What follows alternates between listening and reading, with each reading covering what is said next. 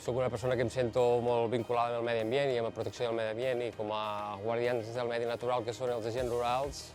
és una màxima il·lusió poder treballar amb això. La veritat és que l'afronto amb moltíssima actitud, moltíssimes ganes i moltíssimes ganes d'aprendre, perquè realment és un cos que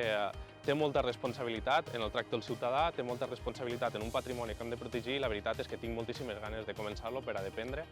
i poder exercir com a agent rural, ja que és un somni que he perseguit des de fa molt de temps.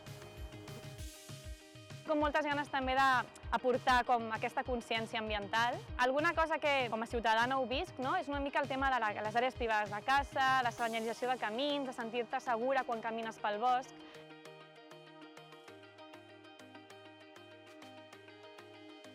Per la meva forma de parlar ja es veu que és de Terres de l'Ebre i m'agradaria formar part dels agents que conformen les Terres de l'Ebre, ja sigui del Montsià, Terra Alta, la Ribera o del Baix Ebre,